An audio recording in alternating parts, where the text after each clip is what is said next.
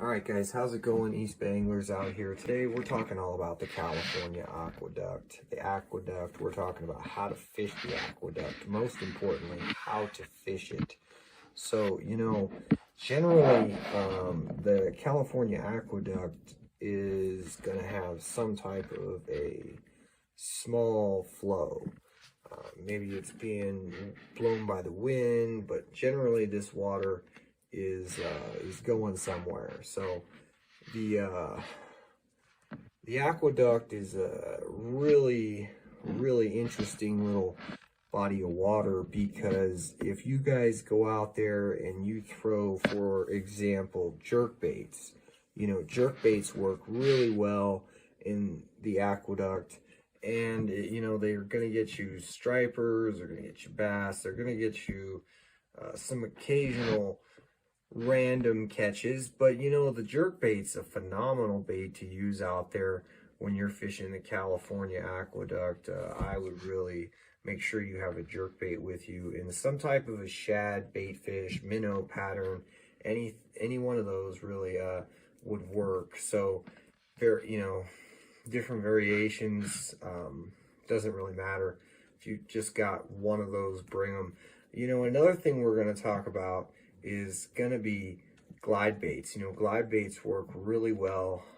Sometimes you can get some really small glide baits, so there are some options out there for glide baits that are not as large as some of those 6, 7, 8, 9, 10-inch glide baits. There are some smaller options on the market. I'm aware of one that's 4.5 inches long. That is a Vibration Battalion X, so that's actually kind of a hybrid, but it is a hybrid between a crankbait and a glide bait. So in general, you guys are going to want to focus on bait fish patterns. You're going to want to throw things that are going to imitate bait fish. A lot of times I really like to throw white, bone white, sexy shad, AUs, all different kinds of bluegill patterns. And it just, it really depends, what your arsenal, what you have at your, how many lures you have to play around with. Some people don't have all the colors and all the bells and whistles, but generally all you're gonna need is the basics. You're just gonna need jerk baits, some swim baits, glide baits. You're gonna need, some good swim baits in that 4 to 6 inch length. You can go bigger if you want, but 4 to 6 inch just seems to be that right range. And same thing, we're going for bait fish patterns, we're going for minnow patterns, we're going for all that type of stuff.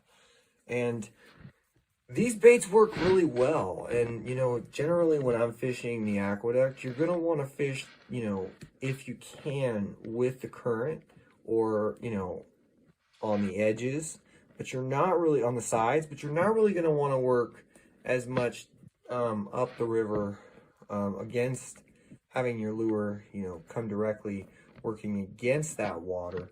It's just unnatural, and you're going to get less action just because it's unnatural. So in general, the California Aqueduct, if you're out there, the one thing that you should really be trying to focus on is those giant stripers. There are some monster striped bass getting caught out of the California Delta every single year. And I think a lot of people, they kind of say, well, it's not extravagant, it doesn't have those scenic. Okay, but it's got some huge, it's got some, state, some fish out of there, in there, and that have been caught in there recently that are worthy of the, nearly the state record. So it's incredible. The aqueduct has excellent fishing, and as long as you're throwing something that's swim baited, like we talked about, glide baits and throwing jerk baits and stuff like that, you're gonna have success. If you guys have lipless crankbaits, you guys also can get away with lipless crankbaits, and a little bit of top water depending on the time of year. Usually top water doesn't really work as well there. It just, for whatever reason, for me, never really worked out as good. You guys ever go ahead and throw some hair jigs in there under a float, small hair jigs under a float, and you know, that'll get you bit. You know, if you guys like stripping, you get a fly rod, get a streamer, just start stripping that on top. Gonna have a lot of fun with that. You guys will get bit on that, and catch striper, you know, catch all, well, anything really, but you know, opportunity at big striper on a fly rod, well, it doesn't get much better than that.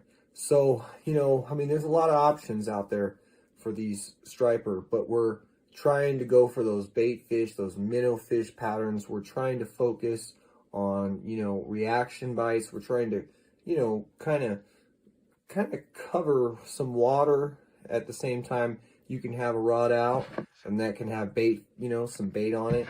Just if you're that guy who just loves to have a bait rod out, you know, get that rod on the side, get that set up, and start with your other rod. Just start, you know, tossing, chucking these baits out that we talked about. And the results, I mean, the results are much more rewarding than bait fishing a lot of the time. Not to say bait fishing isn't, you know, productive. It is, and there's a time and a place, but there's also a time and a place when these fish are looking for, well, they're not looking for, you know, cut bait or something along those lines. They're looking for, you know, something.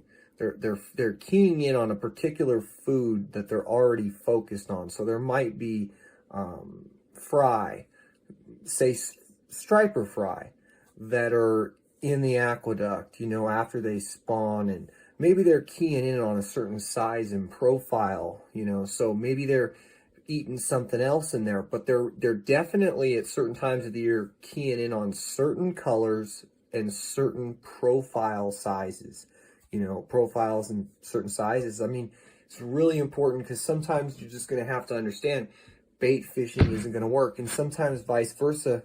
You know, the lures, you know, just might not be as effective for those particular, you know, couple weeks or so. Sometimes, you know, it's going to depend on the temperature. It's going to depend on the season, time of year, depending on what you're trying to go for. Mainly, we're talking stripers today. We're talking the California Aqueduct, and we're talking all about why you should keep lures always. When you're fishing the Aqueduct, you should have, you know, a couple main lures that are really gonna allow you to cover, you know, that top of the water column really well.